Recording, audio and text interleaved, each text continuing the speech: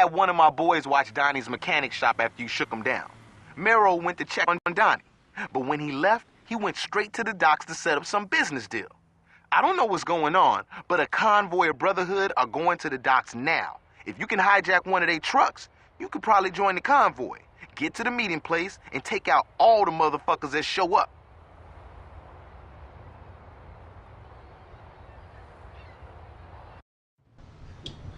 Okay, so then, this is a very interesting mission, as you can already have heard by the intro there.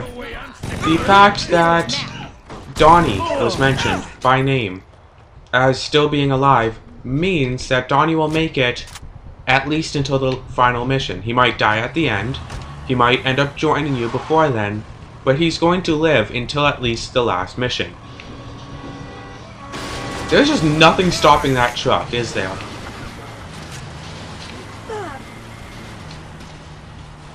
So, I personally think that that's a very interesting point right there, in that Donnie is going to live at least until the end. He might die in the last mission, he might live in the last mission. I don't know what's going to happen, because it has been such a long time since I last played this that it's almost like playing it for the first time. Of course, a couple of missions I do remember. But I do not know what exactly will happen yet. Also, this is take 2 of this mission, because the first time I did not catch up to the truck in time, got really close to doing so, but however, I did not. And apparently we're already at the meetup. Apparently. Taking place like right over here or something? Let's do this. Dude, you crashed me! Then you tried to run me over. I'm going to kill all of you guys now. There aren't that many of you, really. Are some of you... Yeah, no, just inside the building. Just inside is all. Just relax. So it's a very interesting point of what kinds of things that you can do and what kinds of things you have to do in this game. It's mainly the same kinds of things, like just, oh, kill the other bad guys and kill some good guys, go do this, go do that, etc., etc. However, there are some other parts of it that are much more interesting, really. Some parts of it that are not nearly the same as the others. It's hard to say for sure. On a mission like this, you basically have to follow him. That's a different part. You normally just have to go there and kill people, or go there and protect someone for a change of pace, as it were. But it's rare when it... But that makes it much more rare when it's actually something different. Like, say, you have to follow them without being recognized too soon. If every single mission was like that, it would not be rare, it would not be a pleasantry, it would just be what the missions are. If in a game like Grand Theft Auto or Saints Row, if it becomes a point where killing people becomes a rare mission, then you're at a very strange place indeed. And this stronghold is not. This stronghold is over. I cannot believe that it is already over. So as you can see, Herd zoned 35 out of 45. Not many missions left to go until this is all over. DFTBA. Sorry. No problem, I got it. Watch out! Jesus Christ, are you trying to get killed? Look, I'm sorry. I don't have time for this. Sorry about that, baby. I almost ended my car on a hippie chick. Hey, I'm not a hippie. Mero, I'm fine. Look, I gotta go. I'm about to make the deposit.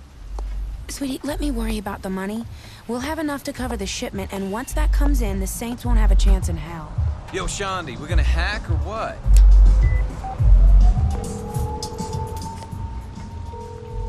Hey, boss. Shaundi, I'm watching Bobby and Amber. Can it wait? Not really. What's up? Mero's girlfriend just walked into the bank with a suitcase full of money. I'll be right over.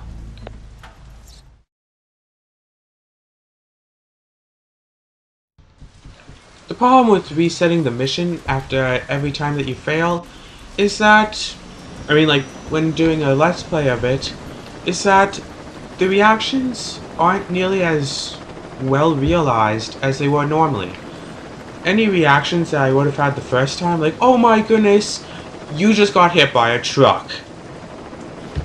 It's like, the second time, it's like, yeah, you got hit by a truck. Third time, here comes the truck.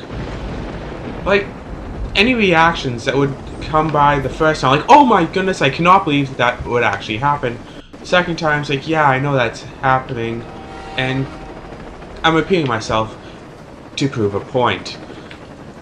The same thing happening over and over again. Like, the first time you watch the cutscene for the video, you're actually watching it. You're engaged in what it has to say, in what is in it, and all the different parts about it. Second time, yeah, I already know what it is. If it's an exceptionally good cutscene, then sure, fine, then I'll watch it. Want to make a sad man very happy. Hello now, and welcome to take 5 of this part of the mission, alone. This is not even a particularly tough mission. The problem comes from someone not being able to hold on to a button. There's no way out of here. Just give up. And yes, that someone is me.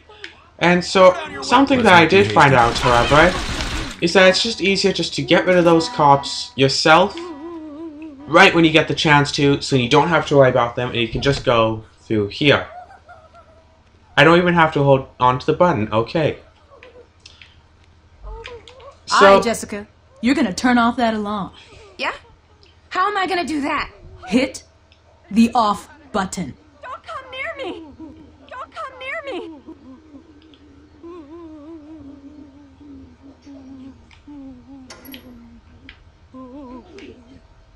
Please, kill my husband. oh my goodness, so, I don't know what here it is. It's very simple mission. It's a very simple mission, all in all. For this part of it, at least. Yes. That's why every single time I went to go and grab Jessica again, I ended up throwing her. And yes, it is very useful to have allies in this part of the mission.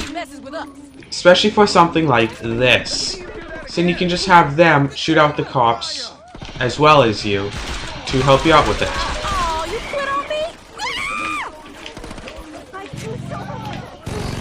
So then, yeah, you can shoot the cops, but with them shooting, it helps. It's over now.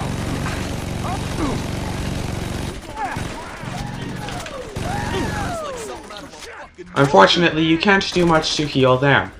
That's why I like games such as like Godfather 2, where you can have your allies actually do some healing, and oh my goodness, sweet vehicle. Because my helicopter is gone due to having to reload at a checkpoint twice. And, oh no, you don't take the big, huge, epic SWAT car. You take her to her car. To put her in the trunk? Is that what you do? Or do you just like tie her onto the back, like she did with Carlos? It's one of the two. And I think, do you? Let's see. Yes, you stuff her in the trunk.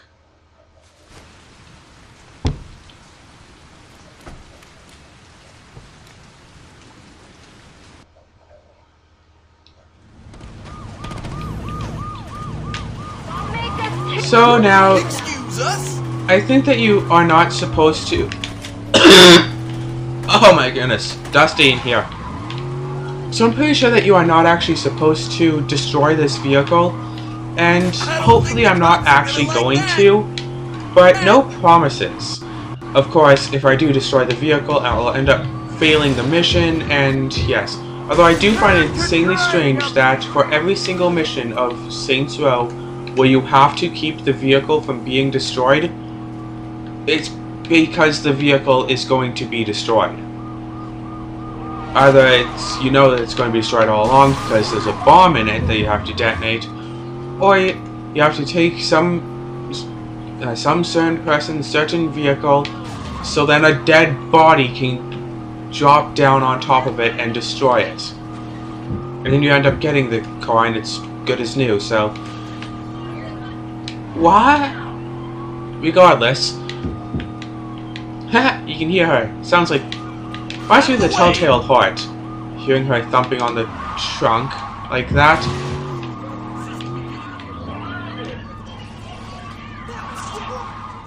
Now what do we have to do now?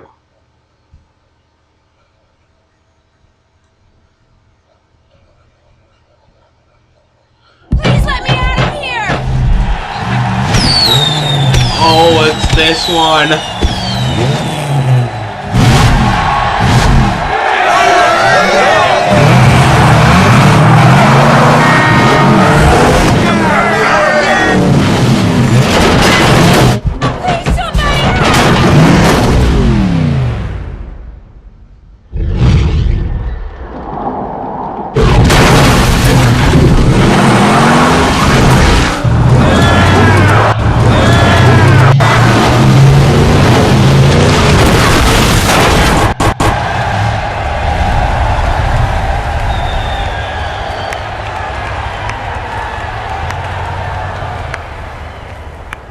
I'm gonna kill you right here, right now. No, you're not. What's this? Do me a favor. When you check the trunk, just remember you should have offered me something better than 20%.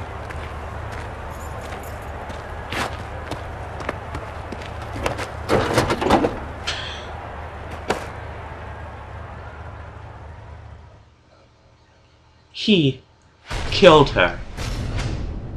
He did it. That's going to be on him for the rest of his life. That it was technically him that killed her. The reason the Somdi weren't able to get a complete lock on the university is because the Southern Housing is being run by the Brotherhood. Prostitution, gambling, drugs. If it's a vice college kids want, the Brotherhood are pushing it here. If the Saints want to take control of this neighborhood, you're gonna have to evict those assholes.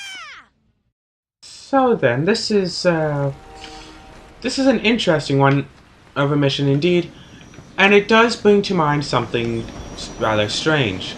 That is the fact of that, why is it that the gangs do not ever seem to ever go after one another? I know that I brought this up once before, but only the once and only very briefly, and I did not expand on that topic at all. However, it is one that should require some sort of expansion to it. Like the Vice Kings and the Rollers and whatever the other group was, they never went up against one another at all. However, it did seem like that they were going to, what with the Vice Kings also having control over the cops. But they didn't go after one another, they only went after you. Except for, of course, it does seem to be like that one group that's like, yeah, sure, let's be partners. I'll take everything, and you can take pretty much nothing and be happy with that. So then, of course, you have to go and do something against them to make it into a whole big kerfuffle. But, of course, there's the whole question that you might expect me to say, well, why is that? And it's pretty obvious that the boss, as is the common name for the main character, is pretty darn epic. And it's not just going to be happy with having a mere 20% of owning stuff, like 20% ownership of whatever, when having it all is a viable option. It might be a little bit more work, however, it's quite a fair bit more story. But however, as far as I've seen in this game, and yes, I do go into spoiler territory here, no one ever actually offers a fair deal to the boss. Like, okay, let's just split the land, we take half, you take half, and we'll just call it at that.